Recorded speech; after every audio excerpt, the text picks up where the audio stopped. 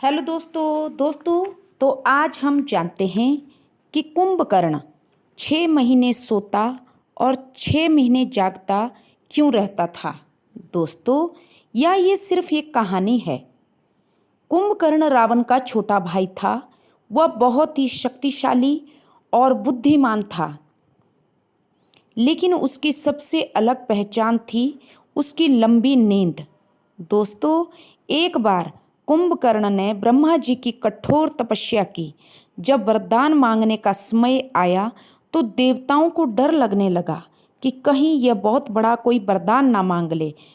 वहाँ जो इंद्रदेव था वो सोचने लगा कि कहीं यह इंद्रासन तो नहीं मांगना चाहता।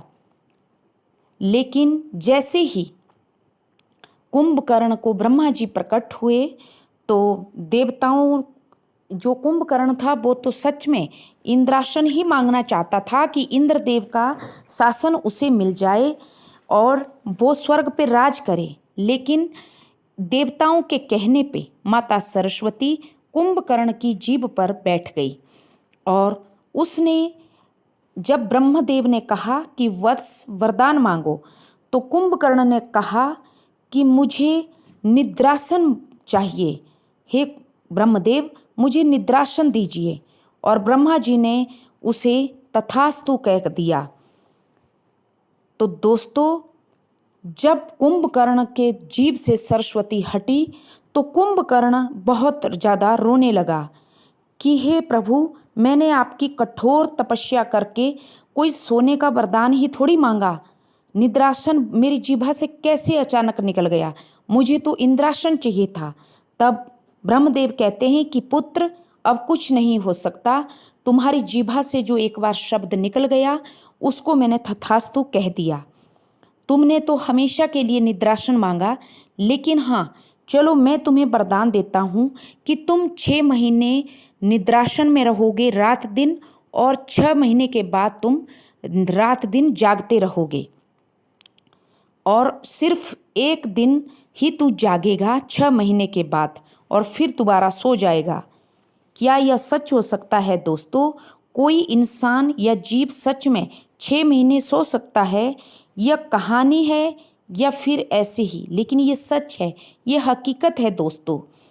फिर रावण और जो उसके बड़े छोटे भ्राता थे विभीषण, उन्होंने समझाया कि कोई बात नहीं भ्राता, आपकी जीभा से निकल गया तो कोई बात नहीं, अब आपको तो ये मान्य ही करना पड़ेगा।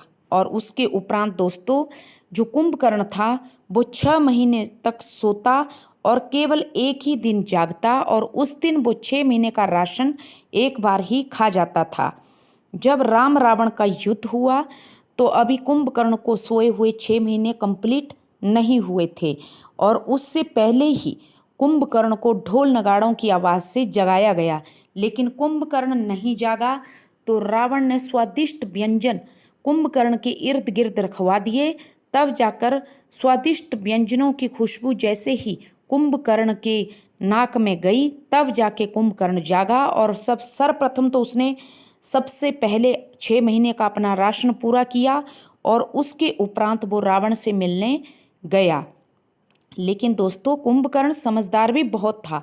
उसने जाकर जैसे ही रावण ने कहा कि राम ने लंका पर चढ़ाई कर दी है और मैं ऐसे ऐसे सीता को उठा कर ले आया हूँ, और उन दोनों वनवासी भाइयों ने लंका पर चढ़ाई कर दी है, तो दोस्तों कुंभकर्ण कहते हैं कि हे भ्राता, आपने ये क्या कर दिया?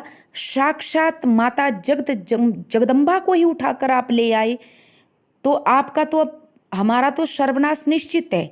इस पर जो कुंभकर्ण होते हैं वो कहते हैं कि आपने साक्षात श्री राम प्रभु से बैर ले लिया, साक्षात जगदम्बा को उठाकर ले आए। इस पर दोस्तों रावण कहता है कि उसको शीरी मत लगाओ, वो वनवासी केवल राम है, राम, और वो कोई जगदम्बा नहीं है। क्योंकि रावण की जो अकल थी उसके ऊपर भी पत्थर पड़े हुए थे। कुंभकर्ण को जब रावण कहता है कि दोबारा जाकर सो जाओ, अगर तुम मेरा साथ नहीं दे सकते तो जाकर सो जाओ, क्योंकि रावण को बहुत ज़्यादा अहंकार था। रावण किसी के समक्ष झुकता नहीं था। रावण को अपनी शक्ति के ऊपर बहुत ज़्यादा घमंड था। अब कुंभकर्ण अपने बड़े भ्राता का अपमान भी नहीं कर सकता था और कुंभकर्ण रावण से कहता है कि ठीक है भ्राता, अगर मैं मारा गया इस युद्ध में तो आप श्री राम की शरण में चले जाइएगा और उनसे माफ़ी मांग के माता जगत जननी जगदम्बा सीता को